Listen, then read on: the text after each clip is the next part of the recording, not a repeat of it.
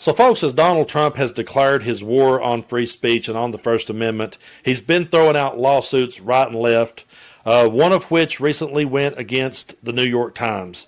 It's one of the most BS lawsuits that ever was, and thankfully for the moment, I don't know if I'd call this a win necessarily because the world is so screwed up these days, but for the moment, a judge has dismissed that lawsuit, and I'm going to be reading you an article here from MeidasNews.com. Before I do, I want to thank y'all so much for your support here on the channel.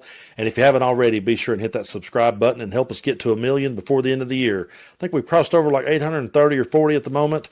It's growing really good, and I really appreciate y'all. I know politics are heavy these days, and I understand that people need to take a break from time to time. But if you hit that subscribe button, whenever you come back, you'll be notified of my videos. You can catch up then. But I want to read this article here, and again, thank y'all so much for supporting what it is that I do. This article was written by the great Aaron Parnas for Meidas News Network. The judge tosses Trump's $15 billion defamation suit against the New York Times.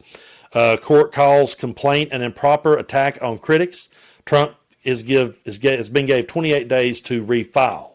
So a federal judge has dismissed Donald Trump's $15 billion defamation lawsuit against the New York Times, saying that the filing was more of a political broadside than a proper legal complaint. That's not a shocker. That's not a shocker at all. U.S. District Judge Stephen Meidas, based in Tampa, Florida, ruled on Friday that Trump's 85-page submission failed to meet basic procedure standards. Instead of offering a concise legal argument, the complaint was filled with self-praise, attack on adversaries, and even personal defenses of Trump's family. A complaint is not a public forum for a complaint is not a public forum and invective, not projected platform to rage against an adversary, Meidas wrote. I apologize, folks. I've had a long day. I'll talk right here in a minute. But he directed Trump to submit a new professional filing of no more than 40 pages within 28 days. Trump's lawsuit targeted 3 articles and a book published by the New York Times and its reporters, as well as Penguin Random House, accusing them of attempting to damage his reputation and interfere with the 2024 campaign. The complaint alleged that journalists attacked out of hatred and political bias, even criticizing the Times for endorsing Kamala Harris. And folks, at the end of the day, that's pretty much his biggest gripe. I mean, that's what he's really the most upset about, is they didn't just bow and kiss his ass. In response, a spokesperson for Trump's legal team said the president would continue pursuing the case, framing it as an effort to hold fake news accountable. Meanwhile, the New York Times welcomed the judge's ruling, categorizing the complaint as a political document rather than a serious legal filing. Penguin Random House did not immediately comment. The dismissal represents a sharp rebuke from the judiciary toward a sitting president, particularly over courtroom decorum. Judge Meidas stressed that legal complaints should be direct, factual, and restrained, not tools for political relations. While Trump plans to revise and resubmit his lawsuit, the judge's order underscores a clear message that courtrooms are not political stages and lawsuits are not megaphones for campaign messaging. So that is good news. I'm glad to hear that, at least for the moment. We'll see how it goes. I'm glad to see not everyone is caving and bowing the knee to Trump. But Trump seems to think that criticizing him is illegal. And he says these networks who criticize him, it's illegal because he won an election. And if he won an election, well, you can't criticize me. Yeah, folks, he's actually saying this out loud. Take a look.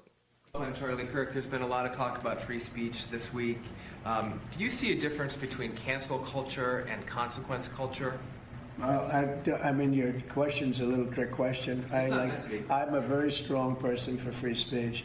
At the same time, when you have networks that where I won an election, like in counties, I guess it's 2,600 to 525. That's called landslide. A landslide times 2. When you have that level of popularity or voter support, as I did in the last election, and yet 97 and 94%, different numbers. You see different numbers with different stats. But 97, 94, 95, 96% of the people are against me in the sense of the newscasts are against me. The stories are they said 97% bad. So they gave me 97. They'll take a great story and they'll make it bad. See, I think that's really illegal, personally. You can't have a free airwaves. You're getting free airwaves from the United States government, and you can't have that and say, and somebody that just won an election, and I had to go through this during the election. I think it's a miracle that I can win. When 97% of the stories on the networks are bad, or whatever it may be, whether it's 89, it doesn't matter. It's a tremendous number. Folks, I really don't even know where to start with that one other than let's just all use our common sense on this one, okay? He's sitting there saying that he won an election, and because he won an election, no one can criticize him. Well, I know he doesn't believe this, and most of his followers don't either, but Joe Biden won the 2020 election. He went to court over 60 times trying to prove that he didn't, and he lost every damn time in the courtroom because it wasn't true. Joe Biden won that election. Joe Biden was our president for 4 years, and do y'all remember the whole "Let's Go Brandon"? Have we forgot that? Have we forgot that these people had flags flying off their trucks that said, "Fuck Joe Biden"? That's what it was code for. Some of them went for it. I mean, I saw a whole bunch of "Let's Go Brandon" flags, and then there was others who was like, "Hell with it, I'm going for it." And they literally had "Fuck Joe Biden." We saw images of them putting Joe Biden on the back of their truck with him hogtied. They criticized Joe Biden the entire time. Fox News criticized Joe Biden the entire time. So by Donald Trump's logic, Fox News would not be allowed to criticize the next Democratic president. So whoever the next Democratic president is, they can just come in and say, "Hey, wait a minute, Jesse Waters. Hold on, Sean Hannity. I just won an election. You can't criticize me." Well, we're going to have to take you off the airwaves because that's illegal. We're going to have to cancel your show. They never stop and think this stuff through. They never stop and think that the stuff that they get behind and the stuff that they think is okay is not going to come right back and bite them right square on their own ass. They don't have the foresight for that because all they care about at this particular moment is, "Hey, everybody, let's own the libs. Let's own the libs, everybody. Let's piss the liberals off. This will make them good and mad. Let's shut down Jimmy Kimmel. Let's go after The View. Let's go after nonprofit organizations. Let's call Antifa a domestic terrorist organization," even though we went to the Capitol on January 6th and stormed it, and we didn't get labeled that. But hey, let's just put anybody that's against us. We'll call the trans community a domestic terrorist organization. Yeah, there's people out there that's actually thinking of that. That's the type of people that we are up against. I know I say that a lot, but that is the world that we live in. And in his little mind, he thinks, "Oh, you can't criticize me because I won an election." Every president that ever won an election has been criticized by the opposite side. Every president in American history from the very first one. I guarantee you George Washington won that election and faced criticism afterwards. It happens to everybody. But Donald Trump is so thin-skinned that he can't stand for it to happen to him, and he wants to shut down anyone who disagrees with him. And sits there and says, "Oh, they're taking great stories and making them bad." No, dude, your stories are just bad. If you cover his stories, when you look at January 6th and you see what happened, that's bad. That's not nobody putting no negative spin on it. It was freaking bad. Going down here and talking to Ghislaine Maxwell, a child sex trafficker, and talking with her instead of the victims, and then going down here and putting her in a cushy country club like prison, that's bad. That's not us putting a negative spin on it. Not releasing the Epstein files after running on it, that's bad. That's not us putting a negative spin on it. That's not us taking a good story. The Epstein story is not a good story. It's a bad fucking story, folks. That's not us putting a negative spin on it. That's us just repeating what MAGA talked about the whole time Trump was running. "Oh, we're going to drain the swamp. We're going to release the files. Just wait and see. It'll have every Democrat and every actor and every comedian we hate. They'll all be on that list."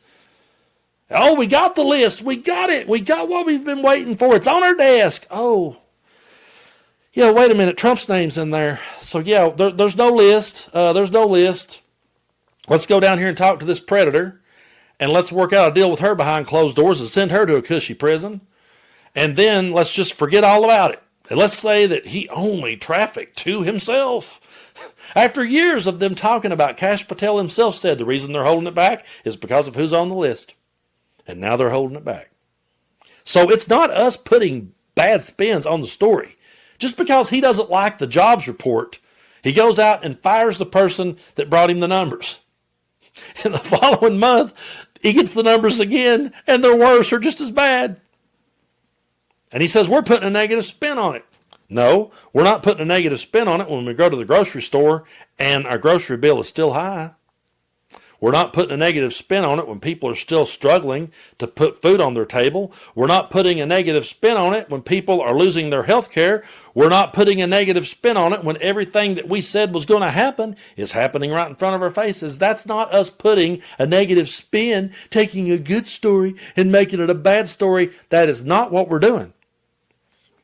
We're taking the truth and we're holding it up to the light, and it sucks. That's what's happening. He can sit back all day long and say, oh, fake news, fake news. No, the biggest fake news network out there is Fox News. They absolutely are fake news. They're the damn WWE on steroids, literally.